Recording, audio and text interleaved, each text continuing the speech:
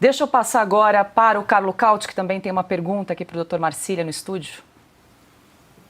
Doutor Marcília, boa noite, sempre um prazer tê-lo conosco. Eu queria passar um pouco para o caso do Felipe Martins, porque essa concessão muito magnânima, né, do ministro Alexandre de Moraes, do Felipe Martins, poder estar presente no tribunal, na audiência em que ele é acusado, ele é réu, aparentemente, fora todas as limitações que o ministro colocou, mas a Constituição Federal, no artigo 5º, ela é muito clara e dá esse direito de ampla defesa aos acusados. E também o Brasil é signatário de convenções internacionais que garantem esse direito. Por exemplo, uma convenção da ONU sobre pactos civis e políticos, para citar uma só.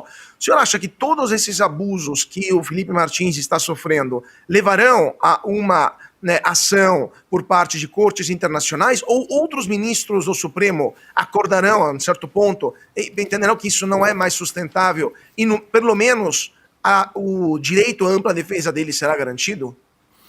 Tudo bom, Carlos? Olha, dentro do Brasil é muito difícil que haja um retorno, muito difícil que os demais ministros tenham algum tipo de relativizem essa decisão. Ao contrário, nós temos um avanço. Eu vou dar um exemplo disso que fica claro.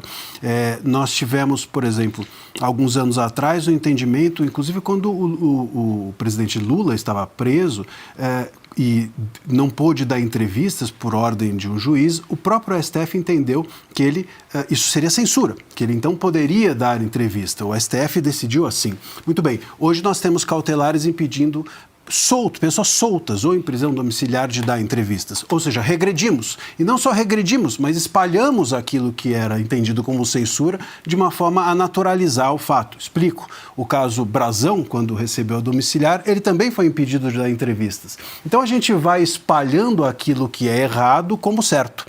E isso mostra que nós não estamos e não recuaremos aqui dentro do Brasil, pelo menos, no sentido de ganharmos a possibilidade de expandir com as liberdades. Ao contrário, estamos expandindo a restrição às liberdades, ainda que inconstitucionais e ainda que o próprio STF, em tempo anterior, tenha entendido isso como inconstitucional e censório. Só resta, de fato, que o tempo, a roda da fortuna gire e o STF, em um outro contexto, reavalie as suas decisões ou que de fora a gente tenha algum tipo de medida. Agora, é muito complexo, nós temos alguma decisão de corte interamericana ou qualquer coisa do gênero que interfira nas decisões brasileiras. Isso raramente acontece e eu acho que a gente não pode contar com esse ovo, pelo menos por enquanto. Doutor Marcília, já que entramos no assunto do Felipe Martins, a gente trouxe agora há pouco essa decisão do ministro Moraes, que atendeu o pedido da defesa para permitir que Felipe Martins possa se deslocar e acompanhar o julgamento. É praxe um acusado pedir essa autorização para o ministro, ele que está com medidas cautelares, usando tornozeleira eletrônica? Nos chamou a atenção um pouco as exigências, né? Ele só pode se deslocar a aeroporto, hotel e local de julgamento, informar a data do voo, informar hotel. Isso é comum no direito? Não. Posso só... O doutor Sebastião, que é advogado do Felipe, me escreveu dizendo que, pela decisão do ministro Alexandre, o Felipe não pode nem sequer ir ao escritório do advogado dele, que é em Brasília, para tratar da sua defesa presencialmente. Porque a gente está com a decisão aqui e o Moraes foi bastante explícito. O requerente está autorizado a se deslocar tão somente entre aeroporto, hotel e o local da sessão de julgamento. Bom, ou seja, o Felipe está preso.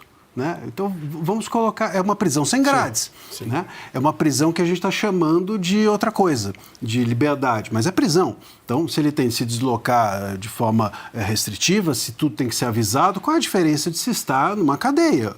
Apenas a cadeia chama a casa dele. Mas o resto todo é igual. Não é assim que se faz a respeito de uma prisão domiciliar. Aliás, ele também tem essas mesmas cautelares, de não poder dar entrevistas, de não poder usar redes sociais. Há um tempo atrás, inclusive, alguns jornais tentaram entrevistá-lo e o ministro Moraes o proibiu de ser entrevistado. Isso cria um constrangimento sofrimento imenso. Imagina só, ele vai chegar agora no próprio julgamento, vão querer falar com ele, a imprensa vai querer tirar algo dele. Se tirar, ele vai preso, porque, enfim, descumpriu a cautelar que o mantém solto. Então a gente está num lugar que não é o do direito, a gente está num lugar que é o da prisão, e a prisão, ela não foi aquilo que contaram a ele que foi concedido. Não existe a menor chance de você conceder a alguém a possibilidade de estar numa prisão domiciliar e, ao mesmo tempo, impedi-lo de ir e vir. Se não, coloque então de volta na cadeia, vamos chamar de prisão aquilo que a ele está sendo, entre aspas, concedido. Não faz sentido, é inconstitucional, limita a liberdade de ir e vir, limita de uma tal maneira que é a mesma coisa que ele tivesse preso. Bom, dá tempo aqui para uma última pergunta. Deixa eu passar mais uma vez aqui para o telão. O Alexandre Garcia. Bom, o que a gente acabou de ver aí do Felipe Martins, né? Qual é o órgão, né, além da OAB e do Senado, o que mais? Porque a OAB não está comparecendo ao devido processo legal. O Senado está fingindo que está no outro planeta, né? Não temos, então, nenhuma solução para esses desmandos que são praticados pela Suprema Corte? Olha, Alexandre, teríamos, né? Se nós tivéssemos os nossos órgãos funcionando adequadamente, teríamos. Então, a possibilidade, por exemplo, de recorrer dessa decisão seria o mais comum. A possibilidade de uma interferência, como você menciona, da OAB, seria também louvável. Mas isso não está acontecendo. E não está acontecendo porque hoje o STF, da forma como ele tem agido, com muita agressividade em relação a tudo o que faz, constrange todos e os órgãos e as pessoas que poderiam tomar uma decisão, uma solução, enfim, interferir nesse processo todo. Os próprios ministros, a gente precisa lembrar que os ministros estão constrangidos de divergir das decisões do ministro Moraes. Imagina, então, a OAB. Agora, é preciso coragem se você realmente quer viver dentro de uma democracia. Quando a democracia sai dos trilhos, aí sim é que se exige coragem dos órgãos, das pessoas, dos advogados, dos jornalistas e dos políticos. E isso é que me parece estar faltando dentro do Brasil. Doutor Marcília, quero agradecer mais uma vez a visita aqui no estúdio de Oeste Sem Filtro. Todas as sextas-feiras a gente vai fazer essa conversa, esse bate-papo sobre os principais assuntos jurídicos aí que norteiam o noticiário brasileiro. O senhor, como professor de Direito Constitucional, deve ter um desafio à parte de traduzir para os seus alunos o que está acontecendo aí neste país, e a gente agradece também para o senhor fazer essa tradução para a nossa audiência de maneira muito clara, muito didática, de forma que todos consigam entender, a gente também aqui traduzindo para quem nos acompanha tudo isso que está acontecendo neste país. Muito obrigada. Digerir algo que é tão indigesto, não é? É o prazer todo meu, um abraço, boa noite.